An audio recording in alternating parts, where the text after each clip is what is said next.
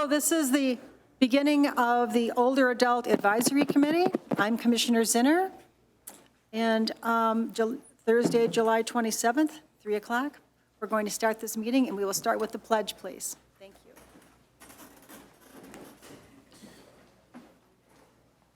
I pledge allegiance to the flag of the United States of America and to the republic for which it stands, one nation, under God, indivisible, with liberty and justice for all.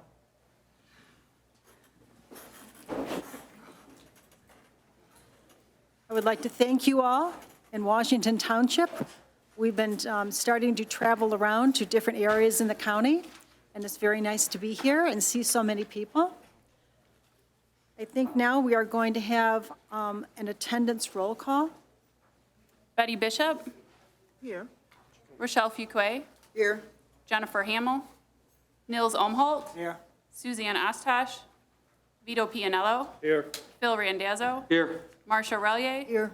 Joe Silbernagel. Here. Moira Smith. Carol Thompson. Barbara Vansickle. Here. Carol Weidenbach. Kathy Western. Roy Wilson. Here. Carol Weisman. That completes the roll. Thank you. And we have a quorum? We do. Sure. Thank you very much. I need a motion to support the agenda. I make a adopt the motion. agenda. Second. That would be Vito, and Philip supports. Thank you. I need, can we take a vote, please? All in favor? Aye. Any nays? We will now go for motion to approve the approval of the minutes. So moved. Barbara Van Sickle. Support, I forget, Rochelle. Yes. We take a, all in favor? Aye. Any nays? Okay, thank you. Now we have a public participation time for anything on the agenda. If anyone would like to speak, they can come up to the podium over here. For anything on the agenda, we'll have another participation, public participation at the end of the meeting. Anyone want to speak? Okay, we will close public participation at this time. And we will now go to presentations. First, the first person we're going to have today is Commissioner Don Brown, who's from Washington Township. We're very glad to have him here. Well, welcome to Washington Township. Yes. This is my district, the north end of Macomb County. And Yes. we're glad to have you here. And the reason we brought the Senior Advisory Committee out to our community is because the county is engaged in listening to seniors, trying to get feedback. It's an advisory council. It doesn't make any policy. We just give us an opportunity to hear feedback from our seniors from around the county. And normally in the past, we've held those meetings in the Mount Clemens in our offices up on the 9th floor. Not very convenient for many of you to get there. So what we did this year is we're moving around the county to each commissioner's district around the county to give you an opportunity to come out like many of you have done today. So we're very happy to be here today and to listen to some of your feedback. We're bringing our county officials out to give you a little bit of update on what's going on with our roads and underground infrastructure. So we're going to have you hear it, presentations from our Director of Roads, as well as a Deputy Director for Candace Miller's office in the Public Works office, giving you updates on infrastructure programs. And we're lucky today to have joined with us our County Executive, Mark Hackle. And we're glad to have you here. And so why don't you come up here, Commissioner County Executive. I know you're very busy. Well, you're a busy man.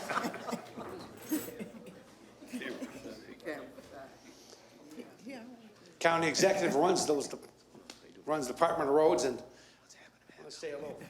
Oh, hello. Yeah, I'm going to introduce Brian here. So, hello. Okay, well, good.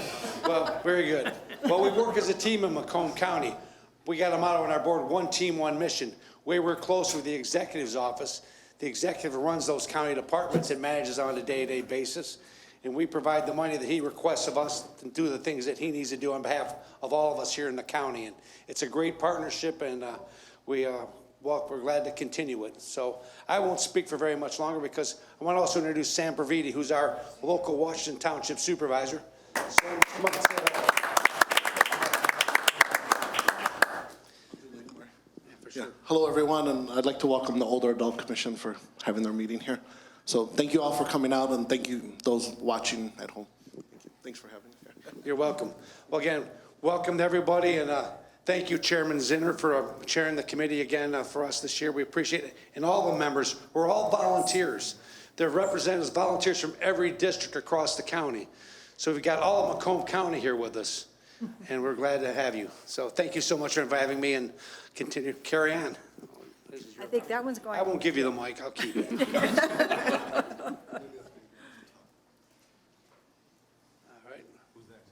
All right. Don, did you, 7B, okay, I'm in, all right. Performed live in front of a studio audience, love this. But we call it the, what is it, the older advisory, senior advisory group here, whatever? I'm trying to figure out which one's the senior here. Yeah, there you So, I say that because I'm part of it now, so I'm part of the organization.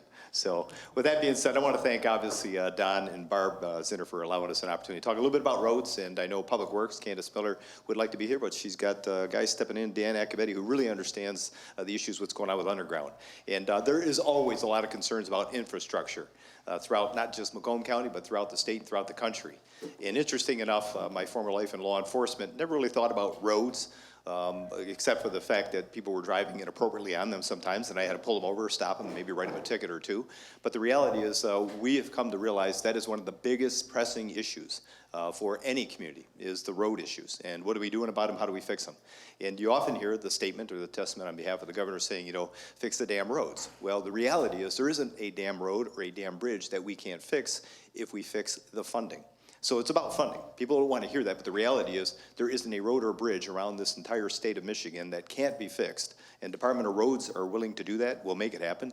MDOT, on behalf of the state, as well as local DPWs, will make that happen. They need the appropriate funding to do so. And I use an example real quick, if I may. One is what we just got through going through when it comes to the jail project. That was an infrastructure need. It was a county infrastructure need. And I know it's not the topic for the agenda about roads and or the underground, but it is significant because this was a 25-year issue we've been dealing with to try to figure out how do we deal with a jail that is aging, that is failing.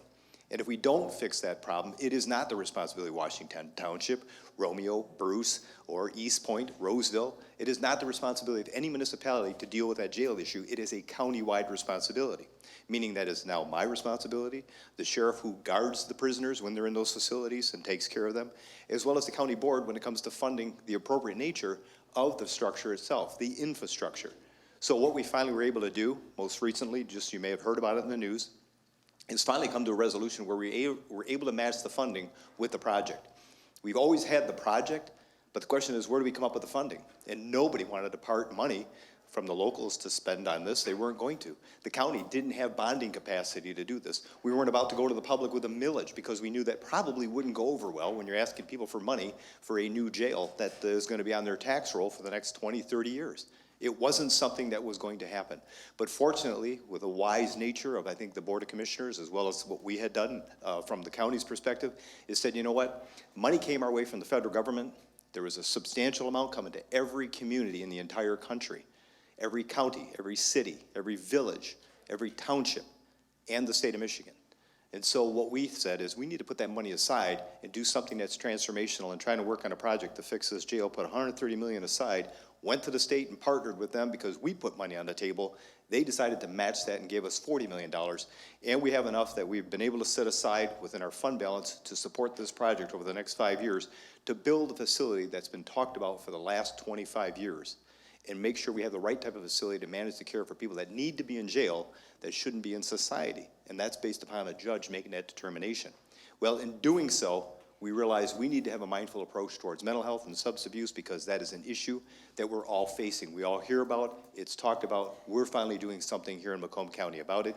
and it's going to be paid for without having to go for a bond, without having to go back to the taxpayers for a millage. And there isn't another county in the entire state, and I dare say probably the country, that can say that or lay claim to that. So credit to what we were able to manage and make happen. Thankfully, the board finally passed that. Obviously, Barb and Don were very much supportive of that, and and so was Sarah Lucido, who's sitting in the back over here. She's trying to be quiet and kind of unassuming, but there was a lot of support on behalf of our board members here in Macomb County to fund that project. And now we have an infrastructure issue that is a county responsibility that is finally getting fixed because we have the funding to make it happen. Now let's go to roads, bridges. I'm going to let Brian Santo, he's our director of the Department of Roads. It is very complex, very confusing for people to understand roads. We manage about 40% of the roads in the entire county. People sometimes don't understand that. Well, when you think about if it's an M road or an interstate, that's a state responsibility. That's MDOT. And when it comes to local roads, if you have a city, that is the city's responsibility. There are some county roads in those cities that are our responsibility. And the townships basically become the county's responsibility, but what most people don't realize is it is a shared responsibility based upon statute that there has to be a 50-50 match. The money the county gets from the state to support roads, locals still have to match that with a 50% funding to fix that particular road. And if they don't have local funding to support that match money, that becomes problematic for those local townships. They need to figure out how they come up with a funding solution to support that, whether it's within their current budgets and or if it's a millage, which some townships do and some cities do. But the reality is, if you're not putting the money on the table, which is required by law, you're not going to get the biggest bang for your buck in partnering with the county. But fortunately, we've been spreading out. There's a lot of projects that are moving forward throughout the entire county. Brian will talk a little bit more specifically about those. But the reality is, there isn't a road or bridge we can't fix. Mound Road, many of you are hearing a lot of attention drawn to Mound Road. It was the most problematic road we had in the entire county. You hate to use the terminology pothole season, but the reality is here in Michigan, we have what's called pothole season. And it's sad to think that we even have to talk about this, but it's a reality. Mound Road was the most high-profile roadway in the entire state of Michigan every time the news media wanted to talk about that season right around March or April when the potholes started to crop up. They were out there all the time, and we had zero funding to support that road project, zero. From the city of Warren, the third largest city in the state of Michigan, and the city of Sterling Heights, the fourth largest city in the state of Michigan. Neither one of them had the funding to help support that project, nor did the county. So what we did is we went to the federal government because we understood they had this what's called in-for-grant. We can get grant, we get funding from the federal government if we could prove there's a need for that, and or the state of Michigan if we can prove there's a need for that. We're very competitive in doing so, not just within the county, but with other counties throughout the state and the state of Michigan. So what we did is we put a project forward, and fortunately working with the mayors of Sterling Heights, the mayors of the city of Warren, we put an incredible plan together to not just fix the roadway. And so that's what most people think. You know, the federal government is going to give us this multi-million-dollar award for a road project because your road is crumbling. No, what we had to show is the economic impact that corridor had and the cluster of assets we had and how it was going to have an economic impact, not just on the state of Michigan, but the nation's economy. And we did. Working with our planning department, Brian from the Department of Roads put forward this actual grant project. And lo and behold, there has never been an award this substantial ever given to a local road project in the history of the federal government. They gave us nearly $100 million to fix that road project that needed to be matched by county, Sterling Heights, and the city of Warren for the other 50% match. And we did that. And so now the roadway out there at Mound Road, because of that incredible industry we have there, is now being transformed, and by the end of this year, it will be completely fixed. But what most people don't realize, and you don't think about, is the infrastructure isn't just about a road or a bridge. It's about what we're putting as far as technology above ground. Many of you are driving around in cars that are far different than when you first started driving as a kid. I mean, it's amazing the safety features that are in our cars now. I still got a 1993 Lumina Z34, and when I back it out of the driveway, I keep forgetting I don't have a camera to see the backup anymore. And I'm nervous, and my head don't spin around like it used to. When I'm looking in a rearview mirror trying to turn, it hurts a little bit more than it did back when I was 20 years old. But the reality is that safety feature is an incredible asset to make sure that we're not running things over when we're backing our vehicles out. When you're driving on the road, if you're going a little too fast and all of a sudden that light comes on that you're getting too close to the vehicle in front of you. If you're swerving over and maybe you feel some vibration in your seat because it's telling you you're in a lane next to you. Those things are not things we were used to back when we first started driving, but boy, I'm telling you, it's really added to a safer experience on our roadways. Well, that's the vehicle-to-vehicle type of connectivity that's happening, and that's for the industry to make that happen, and they're doing that rather well, those connected vehicles. And there's obviously a cost that's absorbed by those that are buying these vehicles. But more importantly is, are we connecting those vehicles to our infrastructure on our roadways so that when you are coming up to an intersection, if your vehicle has the technology to tell you that a rotation is about to change at a particular signal when you're coming up to it, here in Macomb County, you will be able to get that information because we have that technology available on our connected corridors. We have the most connected corridors than any other county in the state of Michigan at this time. They are driving fully autonomous vehicles, General Motors is, out on Mound Road right now. Fully autonomous. I don't know that I ever want to get to the point where I don't have to put my hands on a wheel. I'm really not that interested in that. I still want my hands on a wheel, but they are doing that. That's where the industry is moving, and we have that capabilities here in Macomb County right now. So we're very fortunate. So moving forward, it's not just about funding to try to figure out how do we fix these roads, how do we fix these bridges. It's also making sure we have the proper infrastructure in place for the technology and where it's headed for safer driving experiences. So we're very fortunate. I say I'm very fortunate because working alongside our Department of Roads, they get it. They work with every municipality. They all have their special needs. We only have a limited amount of funding, but working with them, we come up to agreements, whether it's Sam and the Washington Township or any other municipality. We have conversations with them. What's their needs? What do they have available to match? And how do we fix the particular roads? But again, we got to assess what's needed based on prioritization because of the lack of funding that is available. And we do that rather well. And I thank the Township for their working relationship and the Board of Commissioners for supporting those funding projects when they are presented to them during their board meetings. So with that, I will cut my presentation shorter. I know that I could be much more long-winded, and that probably was long-winded for many of you, but that's what you get when you get a public official in front of you and a microphone and a camera. So with that being said, I do want to introduce Brian Santo. He is the Director of Department of Roads, has been there for several years. Gosh, how long has it been? About 20 now? Going on 30? Dude, you don't look that old. Holy cow, he looks pretty. He looks like Dwayne Johnson, by the way. So one of the only guys I do not arm wrestle with, all right? Well, there's probably a few others, but. So with that being said, Brian Santo from the Department of Roads. Brian, round of applause. Thank you for that introduction, Mark, and thank you to the Older Adult Advisory Committee, and thank you to the citizens that had come out this afternoon. So if you didn't grab one, there was a handout at the front table as far as some of the literature that we had brought pertaining to roads in the road department. So once again, we're committed to working with the communities, working with the Board of Commissioners, and moving forward with safer, more durable, and obviously more efficient roadways. We do have, once again, another very robust and busy construction season this year. From the handout, obviously, we have approximately $163 million under contract that will be constructed this year in road construction, ITS, transportation projects. Majority of that is, as Executive Hackle had stated, from our Innovate Mound project. That's a 9-mile project on Mound Road between I-696 and M59. That is a very impressive project. I must say it's something out of the box that we normally haven't done in the past. It's a design-build project. It goes out to bid, and the actual contractor who gets the project has a lot of input into the final products in how it's built. So that was an innovative project. We're looking for more grant opportunities. Once again, as Mark had stated, that was the largest local asset allocation of federal funds in the country to a local government agency. Most of those are distributed to Department of Transportation, state agencies. So we're looking to submit more projects of that nature, knowing that we can build those on time and within budget. So we are looking, once again, to submit more larger size grant opportunities and projects of that nature.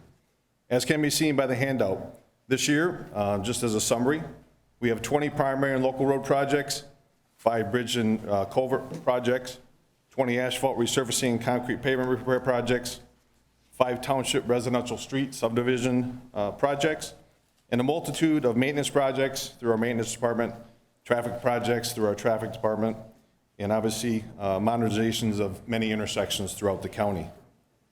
So attached with that is a detailed list of our primary and local bridge and traffic projects. It's quite comprehensive. We do have a lot, as Commissioner Brown had said, we do partner with the northern communities also as far as projects. And from some of that list, as far as the northern portion that we are working on, we do have a project on Mound Road between 26 and 28 Mile that has started. That's a repair and overlay project as part of our pavement preservation program, coordinating with the township participation on that section of roadway. We're always looking for participation, as Mark had said, with local roads and subdivision streets. Part of the MTF fund requirements is that we have a 50% match from the local communities. So that is important that we move forward with that in partnerships with the communities moving forward.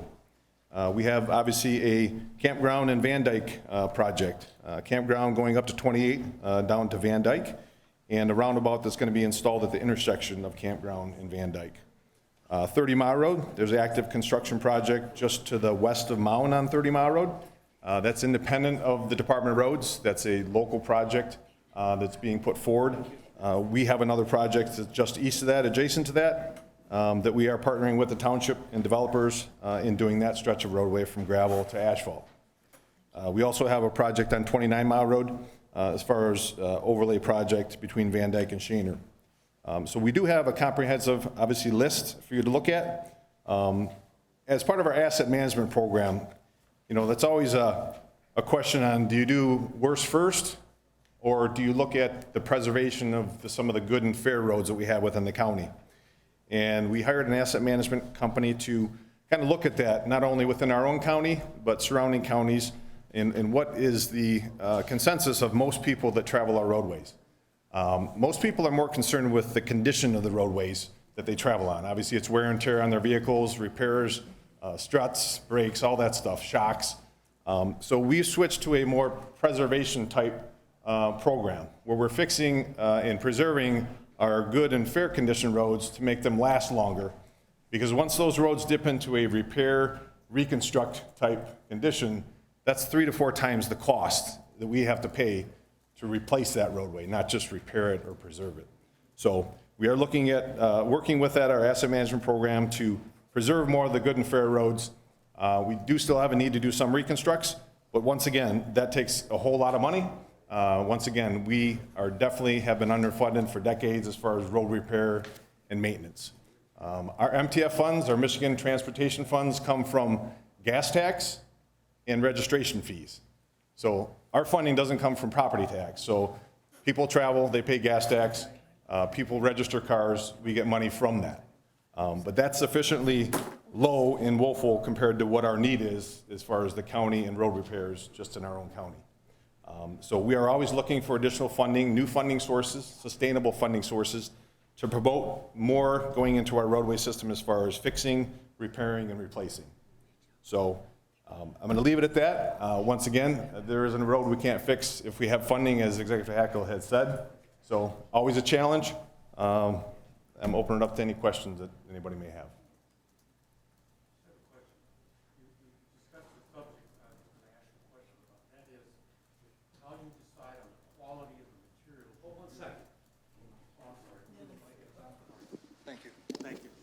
So the question is something that you answered, actually, and that is, how do you decide on the quality of the materials you're going to use? A cost-benefit equation. Do you use scientific? Do you use information from contractors or from the government, other government agencies? How do you make that decision on whether you're going to use material A or material B or material C versus the lifespan of each of those materials? Basically, with our state and federally funded projects, as well as our local projects, we follow MDOT, Michigan Department of Transportation guidelines. And that is basically all the materials that go into a project have to qualify as far as acceptability under MDOT. So we follow their standards, requirements, and specifications. As far as the contractors, they are also pre-qualified MDOT contractors. So whether it be a bridge project or a roadway project, or anything of that nature, they have to be pre-qualified through MDOT processes before they're able to and eligible to build and bid on our projects. So we basically base it off of materials, workmanship specifications of MDOT and base our moving forward with their specifications. Thank you. You're welcome.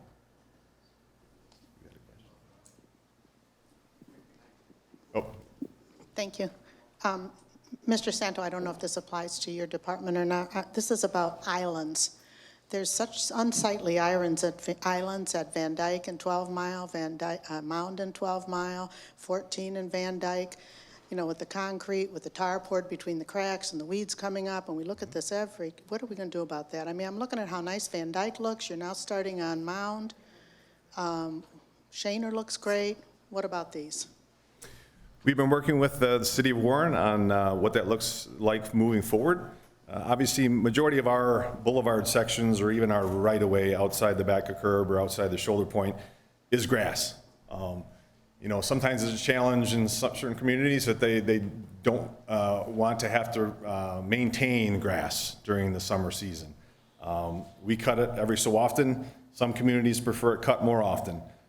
There was a decision made prior to my being director to pave a hard surface over those meeting areas and then saw cut joints into them. Obviously, once weather and weeds and stuff come through after time, those joints are a breeding ground for weeds to come through, as can be seen. So I think there was an effort to mill out that joint and hot pour tar it over so the weeds wouldn't come through, which just delayed the inevitable. But we are looking at, obviously, as part of our Innovate Mound project, looking at those medians, doing something with them. Obviously, the products that we have now as far as the underbed will prevent more of the weeds coming through. We probably wouldn't joint them like they were before. I think it's like 4 foot by 4 foot cubes or squares. So there's a lot of joints and a lot of areas for the weeds to grow up through. So we are working with the city of Warren to address that and hopefully come up with a better solution than what's out there now as far as the unsightliness. You're welcome. Excuse me. Hi, thanks first for sharing your busy schedule with us. Appreciate that. You're welcome. The roundabout that's going on over there, I go through that area about 2-3 times a day, and I'm glad there's going to be some solutions to it. What is the solution for crossing the path? Because I'm also a biker, but I'm real cautious in that area. As part of the roundabout, we do have island sections associated with the different legs. And I know the Macomb Orchard Trail crosses on the westerly side of that intersection. There is an island, obviously, that we have in the middle for somebody to, if they can't feel that they can get all the way across, they can have a midpoint to stop at and have an island refuge to be safe within as far as the traveled portion of the roadway being outside of that. It's always challenging, as can be seen with a lot of different areas. You know, we want to provide access to all forms of travel, motorists, bicyclists, pedestrians, but it's a challenge to try and incorporate that all into one intersection. You know, roundabouts are not new, but they are something that does promote efficiency, less severe accidents. They're more side swipes than T-bones, as normal intersections would produce. So sometimes there is trade-offs, but we do have stuff built into the design to accommodate for islands of refuge, so you're not going across 30 foot, 40 foot of pavement to try and scurry across. So once again, we try and design, you know, for all safety, efficiency, durability. But like I said, that's something that we determined would be a good fit for the community in that area as far as the roundabout is concerned. Regarding their roundabout and crossing with bikes and stuff, if you're going southbound on that path, there's a stop sign. If you're going northbound, there isn't. Okay. And bikes don't stop anyhow. I sent a note back in April to whoever takes care of that path, but never really did see any action going on over there. I will definitely look into that. And another question, kind of for more of our Washington Township, and plus anybody that's going to be doing a left turn out of this driveway today at the end of the meeting, good luck. There's got to be some kind of solution there that we could implement. And if you're going to cross walking, it's like, if you ever played that game called Frogger on your, it's a challenge and probably something you don't want to do. Is there any plans of doing anything about that left turn? During traffic, it backs up. They were wondering, I get requests if they could pull, like, don't block intersections and help the traffic flow. So I know I reached out to her a few days ago. Okay. We can definitely look at signage. If you're looking for a traffic signal, that's got to meet certain warrants as far as the traffic signal installation would be concerned. So that would be something that a traffic impact study would have to be done in order to look at this thoroughfare in that particular location as far as any type of traffic signal. But we can definitely look at signage as far as not blocking intersection, as far as stopping. Usually those statistics are based on how many accidents, so if you have a few accidents as you're leaving, that would help us get some. Preferably not. Just my idea of a good time. Okay, real quick, gas tax is important. What are you doing with electrical vehicles? That's a good question. We as a local agency don't really have control over the funding for that in the method and process to move forward. We see there's going to be an issue. Obviously, they charge a little bit more of a registration fee for the EVs, but that doesn't compare to somebody paying gas taxes regularly for the miles that they travel. So I know there's a lot legislatively looking at miles driven versus just gas tax and gas that's bought per gallon. So that's a very interesting question and don't have an answer for you at this point because that's something that legislatively needs to be had. Executive Hackle can comment on that also. And I will, because as a department head, Brian would be much more reserved in answering this question, okay? And the reality is it deserves an answer because most people don't understand the funding issue, and you kind of hit it on the head. Gas taxes are, less impactful on funding for roads. So we're seeing less money coming in for roads because of the gas tax and the way it's set up. As we look at it, vehicle registrations, obviously that adds to the cost or the amount of money that we get brought in for revenue for roads. But if you think about it, the biggest problem we have, and it still hasn't been solved, is this Act 51 problem. And we talk about it. Act 51 was built, it was designed in 1951. And it was set up so that the road systems were determined. In other words, money that came in from local counties, from the gas tax and from registration fees would go to the state. They'd run it through a formula. A portion of it goes for different things at state responsibilities, whether it's aviations, whether it's for their projects that they've got at the state level. But when it comes back to counties, what they decided to do was base it upon linear miles, not lane miles. So think about it.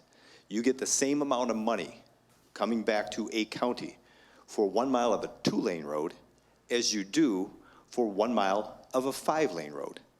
Now that just doesn't make sense, that the money you're getting back for 1 mile of a 2-lane road is identical to 1 mile for a 5-lane road. You would think you'd get a little bit more money coming back in because of the cost associated with fixing 1 mile of a 5-lane road as opposed to fixing 1 mile of a 2-lane road. That's the problem with Act 51. Now, there's some that say, well, we've tried to change, we got involved, we did things. Most of the stuff they've done with Act 51 since 1951 was ministerial changes to the actual legislation or the act. They have not changed the most significant part of that act, and that is the very specific issue of lane miles. Turn it back into lane miles as opposed to linear miles, and you're going to see a substantial amount of more money coming back to counties that are donor counties. And Macomb County is a donor county. We give more money to the state with vehicle registrations as well as gas taxes than we get back for the roads here in Macomb County. Why it was designed in 51 that way, I don't know. I haven't been able to find a legislator that was part of that would even admit to, even if they're still alive.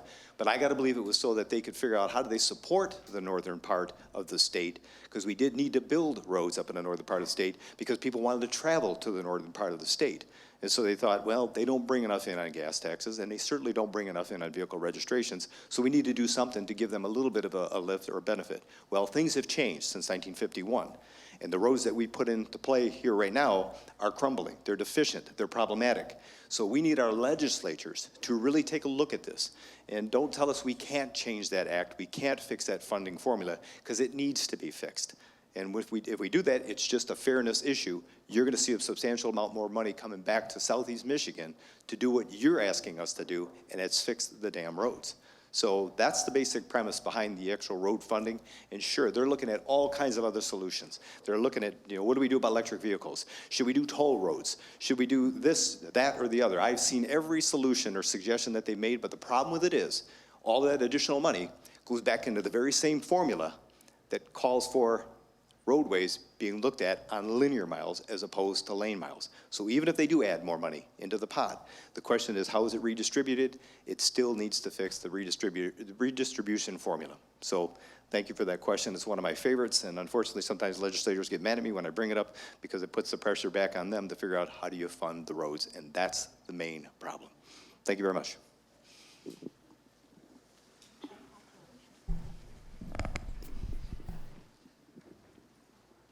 I think we'll take one more question, and then we'll go to the next speaker, and if there's time afterwards, then we'll come back to questions.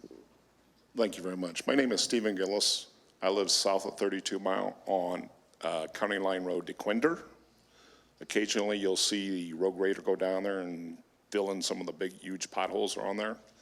So that road is being maintained by Oakland and Macomb, I take it?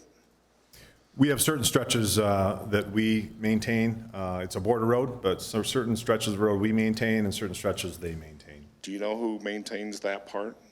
32 south on, or 32 DeQuinder south? I believe that would be ours. Ours? Yeah. And then how does that schedule? How does he know when to go back and regrade the road? By visual, a time schedule? We circulate our assistant foreman and foreman throughout the county, especially on the back roads as far as, annual maintenance. They drive them regularly to see if they need any attention. Okay, thanks. You're welcome. Thank you.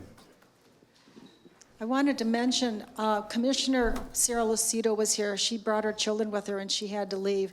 She lives in East Point. She has St. Clair Shores, part of St. Clair Shores, East Point, and another area. I'm not sure which area.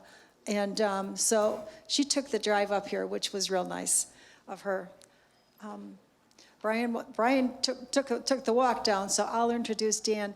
Dan Accavetti is the Deputy Director for Public Works. And he's going to explain a lot about water and other things, I think, for us. Thanks, Dan. Thank you. On behalf, and those of you who were expecting the incredible Candace Miller to be here, I apologize. She's a bit under the weather, so I'm hitting for her today. I'm Dan Accavetti, Deputy Macomb County Public Works Commissioner, and I want to talk about what our office is doing, and that's the underground construction. I believe strongly our sewer, our water, our underground construction is the foundation of our infrastructure, and you know when there's a problem, right? So essentially we manage the movement of water, and I'm going to focus on essentially two different kinds of water. One is wastewater. That's the sanitary sewer that goes down your toilets and sinks and showers through the Macomb County Interceptor District. There are 11 communities in Macomb County that interceptor manages, and if anybody remembers, which how could you not, the sinkhole of 2016 on 15 Mile Road, it is that line that failed. The safe transmission of sanitary sewer is vitally important to protect our environment and to make sure that sewer is ending up in the treatment plant, which in this instance is in Detroit, south of downtown, right by Zug Island. Every drop of water that enters that system or your system goes through the municipal government system, enters the mid if you're a part of it, gets in bigger and bigger pipes, combines with Oakland County's sewer, gets deeper and deeper, pumps up, and eventually ends up on the south side of Detroit where it is safely treated by GLWA. Some folks might not remember, but the 2016 sinkhole was actually the third one. There was one in the late 70s, there was one in 2004, and the 2016 one was when Macomb County was responsible for that interceptor. So what our office has done in concert with the Board of Commissioners and with the Executive's office is we are rehabbing, since then, 3.5 miles of that line. It's our Segment 6 project and our Segment 5 project to ensure that that area that we know is a hot spot and we know is going to be failed doesn't fail again. On the wastewater side, we're also doing a ton of work, odor and corrosion in 4 different locations. We're doing everything possible to know the condition of every asset that we own and inspect them on an annual basis or a rotating basis, fix them with grouting and with maintenance before a sewer collapse comes. The 3.5 miles that we're retrofitting will cost less than the 300 feet that was a collapse in 2016. That's on the wastewater piece. And Washington Township is one of our unique communities of the 27 communities in that you have residents that are on septics. You're not involved with the MID system or the GLWA system or the municipal system. Washington Township has its own wastewater treatment plant. That is out of our purview, but something that we're concerned about. But you have a piece of your township that is included in that system. The second type of water, storm sewer. However, I'm going to back up and move on to the combined sewer systems. And under the leadership of Candace Miller, our combined sewer communities, which are generally the communities on the south end of Macomb County, are combined communities. These are the pre-Clean Water Act communities. Roseville, East Point, St. Clair Shores, those communities that were already had sewer and water going in the same pipe before the Clean Water Act came through over 50 years ago. The work we're doing under Candace Miller's leadership and the support from the Macomb County Board, the state level, and the emphasis that's getting put on reducing with the ultimate goal of eliminating combined sewer overflows is so inspirational for me. It's one of the reasons why one of my former lives was I was a township supervisor up in Chesterfield Township, and when Candace Miller asked me to be a part of her team, that was one of the reasons why, because it is a very impactful thing. We are, again, under Candace's leadership. Candace is the one that has raised awareness to this underground infrastructure that is out of sight, out of mind, to getting funding from the federal level, state level, every single level to protect that shared resource. So we're doing all the above, increasing storage in these pipes, increasing storage outside. We're maximizing efficiency of that program. We treat this like public safety. Our pump stations are manned 24/7, 365 by Macomb County personnel. We're utilizing technology to check water levels, keep an eye on the rain, keep an eye on what's happening so that we can make a decision to discharge into the lake if necessary, or the alternative is the flood. And I'm happy to say in 2021, because of the improvements we've been making, which is retaining a lot more water, storing it, treating it, and then safely sending it to the sewer plant, we didn't have a lot of the flooding that happened in that 100-year event on the south end of our county.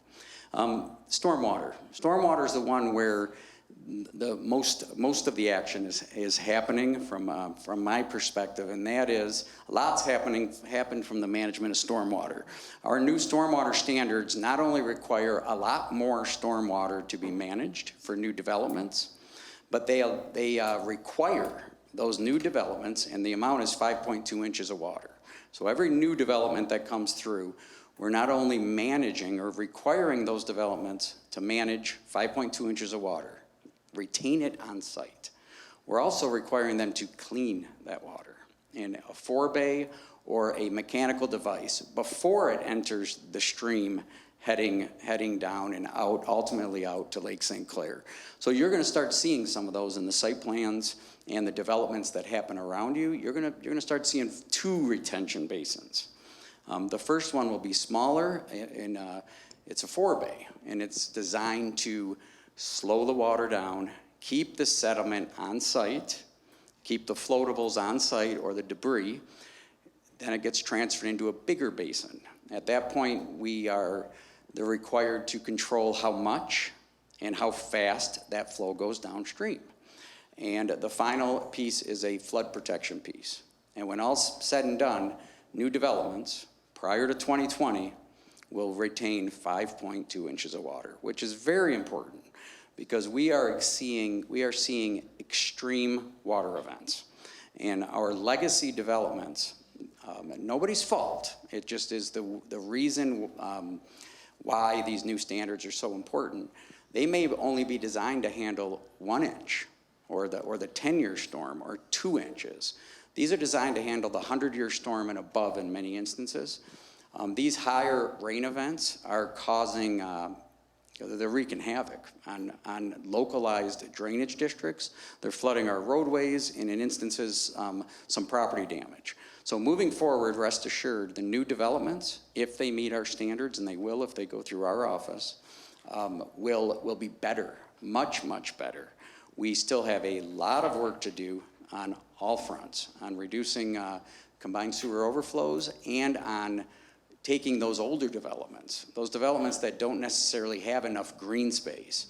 They don't have enough on-site retention in their subdivision, in their development, and getting them to be able to handle these bigger events is going to be a much, much bigger lift. So on behalf of Candace Miller, I know I'll keep it as short as possible. I will be here to listen, and I'll wait around to the end instead of taking questions now, so I can let the meeting go on. We're real proud of what's going on at Macomb County Public Works, and I thank the commission for having me and for you for being here. Thank you. I got a question from the chairman. You received $40 million recently from the Macomb County Board of Commissioners. You talk about where that money's going? Absolutely. It's going to those areas. It's going to reduce the combined sewer overflows to protect Lake St. Clair. You asked the question? Ask the question again. State the question again so I heard it. Okay. ARPA funds. So I couldn't be prouder of our board and our county executive in Macomb County, watching other counties amongst the state, what to do with these AARP funds. The monies that came down from the federal government, the counties have gotten a substantial amount. And with Macomb County, under Candace Miller and the board, using that funds for transformational projects, not for ongoing activities. So the $40 million that is going to Public Works of those ARPA funds, those one-time monies, is going to just that. They're going to one-time projects at Chappeton Basin to expand the storage. They're going to help with those combined sewer overflows and reduce or eliminate them. And they're also going to fix some of these infrastructure problems that are collective for our entire region and our entire county for a long, long time. So I'm proud of that money was used for transformational projects, and that's how we intend to utilize those funds, and that's what they are going to be utilized for.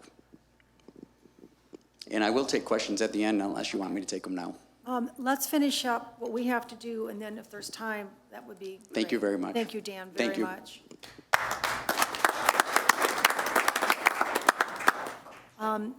You've had the ability to listen to these gentlemen who many people would love to hear from them. I'm glad they were able to come today, even the exec Hagel, because we hear from these gentlemen and Candace on a regular basis, whatever that basis is. So we hear about the roads, and we hear from citizens about the roads. I mean, I can tell what you're thinking and the questions you have, because I've talked to so many citizens about things, and they have questions about things. And so hearing this is important. I'm down in Harrison Township in St. Clair Shores, where we have a serious water situation. But the ground that he's talking about and all, we all have to deal with that. And that's, I'm a septic person. I'm glad you still have septics, because it's not connected with the sewers that go into the water myself. I think septics are better myself, but not everybody. Some areas can't survive without them in this day and age. It just can't happen. But anyway, that's a lot of information that I'm hopefully it was helpful to you. Right now, we're getting back to the board here. Can I get a motion to receive and file for these presentations, please? I'll make a motion. I'll second. Thank you. All in favor? Aye. Any nays? Thank you. Now is the time for public opinion on anything you would like to say for the time period that we have. Yes, would you like to go up there? Try to keep it, I would say 3 minutes, but we have only about 7, so. Good afternoon. Thank you very much for being here in our township. A resident I've been for 20 years. This is the first time I knew that this committee existed. Now, I take some responsibility in that because all of us as residents of any community we live in should take an active part in what goes on in the community. So, and I commend our supervisor, Mr. Praviti, for hosting this event. And thank you all for your input. Now, I'm going to have a little fun with you here. I'm an older person, and I jotted down some of the benefits of older people when it comes to their input. First of all, we have a large life experience in many areas. Teachers, engineers, airline pilots, you name it. We also have, and are becoming more of a percent of the population. I think that's true. We also are available in the daytime, a lot of us. With all that said, I'd like to understand, and I think, Mrs. Zinner, you gave me your card with information on it, how we as adults can provide our input on a more organized basis via a website or something on that order. Is that the correct way to do this? That would be an email to the board. To the board? Phone number to the board, or you can contact the board any way you want.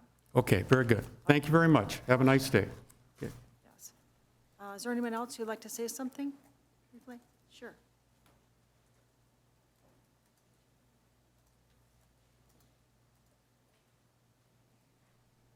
Good afternoon. My name is Fred Meanstead.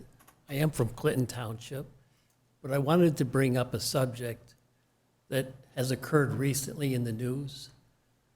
There has been charges filed against 16 older adults for exercising their First Amendment right for free speech. I would like to say that there is absolutely no such a thing as a fake elector. Using law to discriminate against citizens of this state is an egregious act. We should be understanding that everybody has a right to say their opinion. The Attorney General never has the right to use the color of law to force people to her will.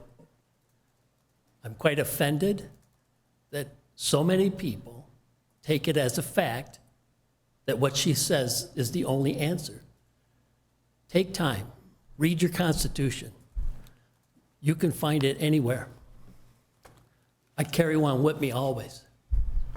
The Electoral College is what stops the tyranny of the majority. The minority voice is not just about race. It's about the opinion of the few versus the opinion of the many. This is our only stop against a half a dozen states running all the opinion of our own country. Take some time, examine your thoughts on this issue, and see if you're in agreement with myself. Thank you very much for listening to me. God bless. Thank you. Right now, we have to do a little more business with our meeting, and I'll be happy to stay and visit with you afterwards, as Dan said he would too, if he has, however much time is available. We're going now to comments from the members. Does anyone have a comment? Very often, we always have speakers. We always have very intelligent, educated speakers, and we learn a lot at every meeting. But this group of people was put together to assist seniors across the county with anything that they found there was a situation with. And there have been several situations that have been able to be brought to this board from this group of people and solved by calling people, by working things out. And that's why the board was designed. Is there anyone here that would like to say something? Okay, I think we're good. I think we would have time for one or maybe two more comments if somebody would like to. Or if you have a question for Dan. Yeah, Dan, Fred, would you like to ask a question of Dan?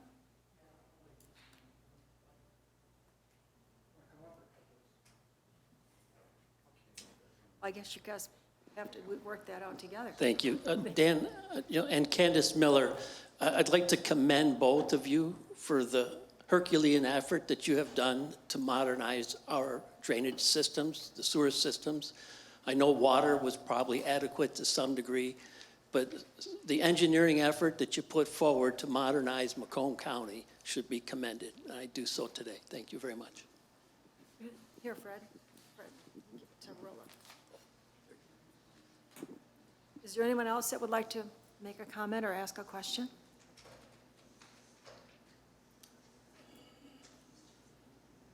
Okay, I think we're good to go, and I think we will ask a motion for adjournment, please. Motion to adjourn. Support. Thank you. Thank you all. Thank you all for coming to the meeting and being great participants. Thank you all.